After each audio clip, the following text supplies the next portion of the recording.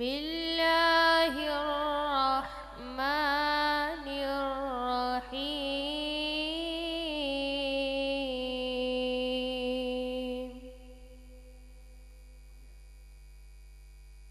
وإذ بوأنا لإبراهيم مكان البيت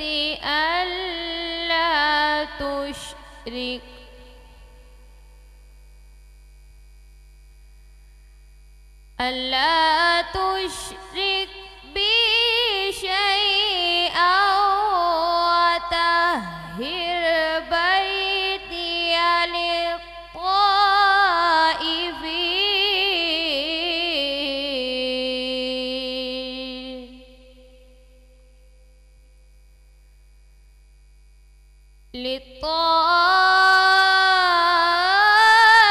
للطائفين والقائمين والركع السجود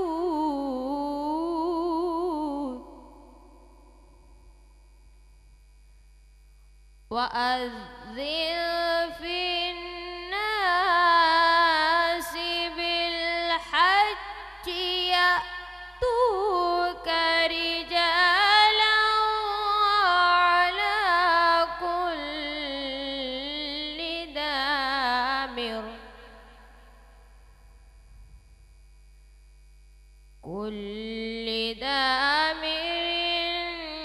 يأتين من كل فج عميق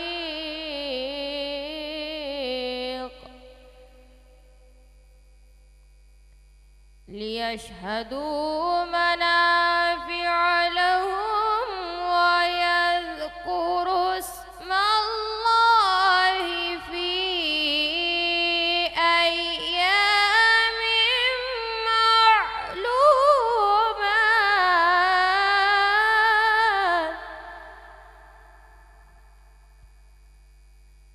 أيام معلومات على ما رزقهم من بهيمة الأنعام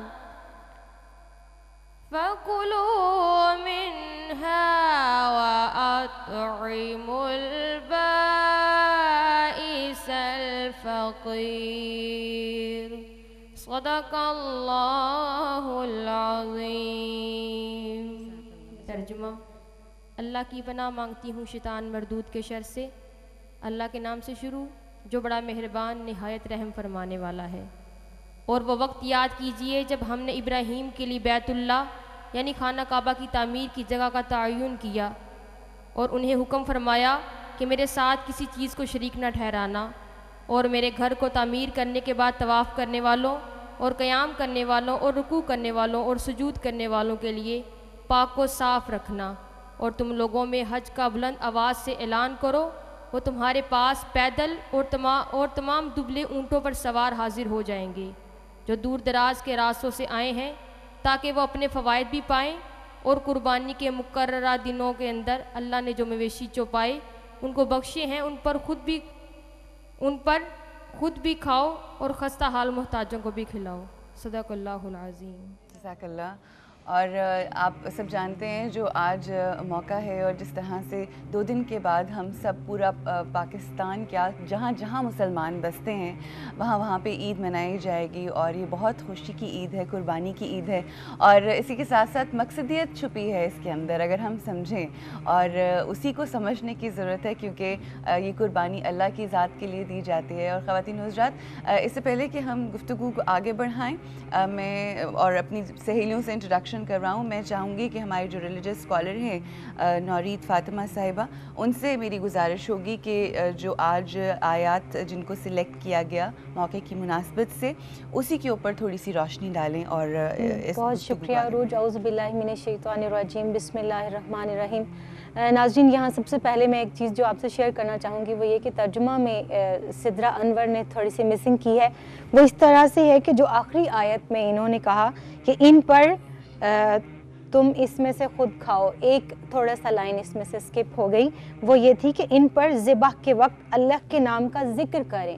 اور یہ سورہ جو حج کی آیت نمبر 26، 27 اور 28 آپ کے سامنے سدرہ نے تلاوت کی، اس میں یاد کرو وہ وقت جب ابراہیم علیہ السلام کے لیے اللہ تعالیٰ نے اس حکم کی انڈیکیشن دی ہے کہ جب ان کو خانہ کعبہ کی تعمیر کا حکم ملا اور جگہ کا تعین کر دیا گیا، اور اس کے بعد ابراہیم خلیل اللہ کو حکم ہوا کہ یہاں آپ اللہ کے گھر کی تعمیر فرمائیں. اور انہوں نے جب تعمیر کی تو انہوں نے اب اس میسج کو آگے کیسے پہنچانا تھا کہ جو حج ہے اس کے لیے اعلان کیسے کیا جائے. تو جب انہوں نے اپنے اعلان کرنے کے بارے میں اللہ تعالیٰ سے عرض گزار ہوئے تھرو وحی، تو پھر اللہ تعالیٰ نے ان کو حکم دیا کہ آپ ایک دفعہ لوگوں کو بلائیے، آپ کی آواز پہنچانا ہمارا کام ہے. اور تفسیر میں آتا ہے کہ حضرت ابراہیم علیہ السلام نے جب لوگوں کو حج کے لیے ندا دی تو ماؤں کے رحموں کے اندر جو اولاد تھی اس نے بھی اس آواز کو سنا اور سب نے کہا لبیک اللہم لبیک. اور پھر عالم ارواح میں جن لوگوں کو حاجی بننا تھا، جن لوگوں کو حج کرنا تھا، انہوں نے بھی اس پر لبیک کہا. تو اس ایک تو واقعے کی طرف نشاندہی ہے. اس کے بعد اللہ رب الکریم نے چوپایوں کی قربانی کا حکم دیا مخصوص ایام کے اندر. پھر حج کے مناسک کے لیے جو لوگ جمع ہوئے وہ پیدل بھی آئیں گے، وہ سوار بھی آئیں گے، وہ دور دراز سے بھی آئیں گے، اس کے بارے میں بتایا گیا. اور سب سے آخری جو 28 آیت ہے اس کے اندر اللہ تعالیٰ نے خاص طور پر روز جس چیز کا ذکر کیا وہ یہ تھی کہ آپ جو قربانی اللہ کی راہ میں کر رہے ہیں، جس جانور کو ذبح کر رہے ہیں، آپ اس جانور کا گوشت خود بھی کھائیں اور جو محتاج ہیں ان کو بھی دیں. بالکل. اور سب سے وہی بات اہم ہے کہ ہم لوگوں کو جو اس کی جسے کہتے ہیں نا مقصد ہے اس چیز کا اور جو ایک بیسک آئیڈیا ہے اس کو سمجھنے کی ضرورت ہے آج کے دور میں. کیونکہ ہم لوگ جب بھی یہ جو آتے ہیں، ہر تہوار آتے ہیں اور دن آتے ہیں، خاص دن آتے ہیں، تو ہم اس کو ریچول کی طرح تو منا لیتے ہیں، مگر وہ جو اس کے اندر جو پیغام پوشیدہ ہوتا ہے جو اللہ کی طرف سے آیا اس کو سمجھنے کی کوشش. اس کا بیس ہماری نیت ہوتی ہے، کیونکہ نیت وہ بیج ہوتی ہے جس کے اوپر آپ کا درخت، آپ کا پھر پھل پھول لگنا ہوتا ہے. تو اگر اللہ تعالیٰ قرآن پاک میں خود ارشاد فرماتے کہ تمہارے قربانی کا گوشت مجھے نہیں پہنچتا، تمہاری نیتیں اور تمہارا اخلاص جو ہے وہ مجھے پہنچتا ہے. تو یہی قربانی کا اصل مقصد ہے. اور جو اس قربانی کا اسنس ہے، جو اس کی روح ہے، جو اس کا اسپرٹ ہے، اس حوالے سے بھی ہم گفتگو کریں گے. کیونکہ تھوڑا سا انفارچونیٹ ہوتا ہے وہ یہ کہ ہم جب بھی کوئی ایسا موقع آتا ہے تو ہم وہی کچھ جو رسومات ہیں وہ تو نبھا دیتے ہیں، مگر اس لیے اس کے اندر وہ چیز نہیں رہتی اور شاید ہم سمجھنا چاہتے نہیں. کیونکہ ہم جو بیسک چیزیں ہیں، جو بار بار میں ایک لفظ استعمال کرتی ہوں کہ جو مقصدیت ہے اس کو ذہن میں نہیں رکھتے، جس کی وجہ سے ہم جو روح ہے اس سے ذرا دور ہوتے چلے جاتے ہیں. یہاں پہ ظاہر باتیں کرنے والی بہت سی اور بہت سی گفتگو ہوگی. اور جیسے کہ میں نے پروگرام کے شروع میں کہا تھا کہ ہم جو خطبہ تھا، خطبہ حجۃ الوداع جو حضور پاک صلی اللہ علیہ وآلہ وسلم نے ساروں کو دیا جس وقت واپسی تھی حج کے بعد، اس حوالے سے ہماری گفتگو ہے اور اسی کے اوپر ہمارا فوکس ہوگا. بیکاز اس کے اندر ایسے ایسے پوائنٹس بتائے گئے ہیں جو کہ ایک میرا خیال ہے ایک کمپلیٹ جسے کہتے ہیں چارٹر ہے، چارٹر آف اسلام ہے، اور اسی حوالے سے گفتگو ہوگی. بریک کے لیے رکنا ہے، یہاں پہ رکیں گے، بریک کے لیے واپس آئیں گے، گفتگو کو آگے بڑھائیں گے اور انشاءاللہ حمد اور نعت کا سلسلہ بھی آگے ہوگا. اللہم